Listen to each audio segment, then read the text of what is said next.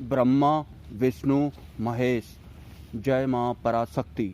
जपात सिद्धि जपात सिद्धि जपात सिद्धिर्न संशय। जब से सिद्धि प्राप्त होती है, जब से सिद्धि प्राप्त होती है, जब से सिद्धि प्राप्त होती है, इसमें कोई संदेह नहीं है। सिद्धि प्राप्त होने से पहले एक साधक को क्या क्या संकेत मिलते हैं, आज मैं इस बारे में बताने वाला हूं। लेकिन उससे पहले मैं आपको ये भी बताऊंगा कि जब से क्या होता है। तो अगर आप मेरे इस वीडियो तक पहुंच ही गए हैं तो सूक्ष्म जगत के कुछ गूढ़ रहस्यों को उजागर करने हेतु मैं एक सीरीज चला रहा हूं और आपको इस वीडियो के कमेंट सेक्शन में एक प्लेलिस्ट का लिंक मिल जाएगा।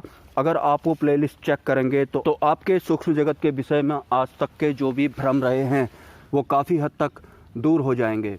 तो अब वीडियो में आगे चलते हैं। जब एक इंसान किसी मंत्र का लगातार जप करता है या फिर किसी नाम का लगातार जप करता है या फिर किसी ध्वनि को लगातार स्मरण करते रहता है तो लगातार जप करने से एक ऊर्जा क्रिएट होती है, ऊर्जा जनरेट होती है का ये मतलब बिल्कुल भी नहीं है हमारे इस भौतिक शरीर में किसी तरह का कोई बल आ जाएगा। जप करने से जो ऊर्जा जनरेट होती है वो ऊर्जा हमारे सूक्ष्म शरीर में जनरेट होती है, या फिर मैं ये कहना चाहूँ कि हमारा जो आभा मंडल होता है, जो ऑरा होता है, उसमें उस ऊर्जा का प्रवाह होने लगता है। तो अगर हमारे मंत्र जप करने से, नाम जप करने से हमारे सूक्ष्म शरीर में या फिर हमारे आभा मंडल में ऊर्जा प्रवाहित होने लग रही है तो सीधी सी बात है वो ऊर्जा सूक्ष्म संसार में भी हलचल जरूर पैदा करेगी। तो हमारे मंत्र जप करने से या फिर नाम जप करने से हमारे आसपास में जो भी सूक्ष्म शक्तियां हैं, भले ही वो नेगेटिव हों या पॉजिटिव, वो भी आकर्षित होने लगती हैं। तो जैसा कि इस चौपाई में कहा गया है, जपात सिद्धि जपात सिद्धि जपात सिद्धिर्न संशय। इस चौपाई का मूल अर्थ ये है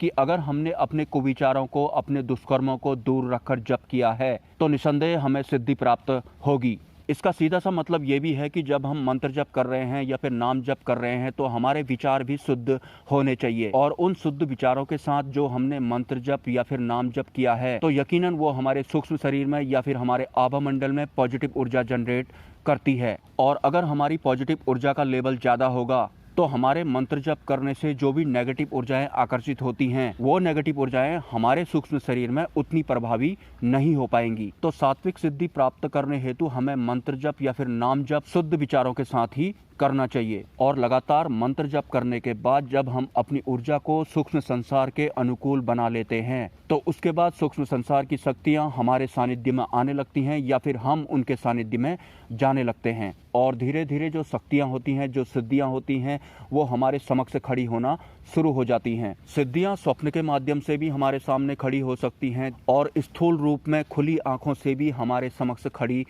होने लगती है। लेकिन सिद्धि प्राप्त होने से पहले इंसान को स्वप्न में या फिर ध्यान में कोई सिद्धि इस तरह का दृश्य दिखाती है कि कोई दरबार चल रहा है और बहुत सारे लोग वहां पर अपने कष्टों से मुक्ति पाने हेतु आए हुए हैं। वो दरबार चलाने वाली कोई माता भी हो सकती है और खुद वो साधक भी हो सकता है जो सिद्धि प्राप्त करने हेतु मंत्र जप कर रहा था। जब आपको इस तरह के दृश्य स्वप्न में या फिर ध्यान में दिखाई पड़ने लग जाते हैं तो आपको समझ जाना चाहिए कि वो सिद्धि जिसे प्राप्त करने हेतु आप साधना कर रहे थे, वो सिद्धि दरवाजा खोलकर आपके स्थान पर आ चुकी है। उसके बाद आपको उस सिद्धि से 3 वचन लेने होते हैं। इस बारे में पहले ही मैं अपने किसी एक वीडियो में बता चुका हूँ। वचन लेने के बाद आपको उस सिद्धि को धारण करना होता है, और सिद्धि को धारण करने के बाद एक तरह से वो जो इंसान होता है जिसे सिद्धि प्राप्त हो चुकी होती है, उसके इस भौतिक शरीर में या फिर उसके दिलो दिमाग में उस सिद्धि का 95% एक तरह से अधिकार हो जाता है। उसके बाद उस साधक के मुंह से जो भी वचन निकलते हैं वो 100% किसी भी संकट का मूल सत्य होते हैं।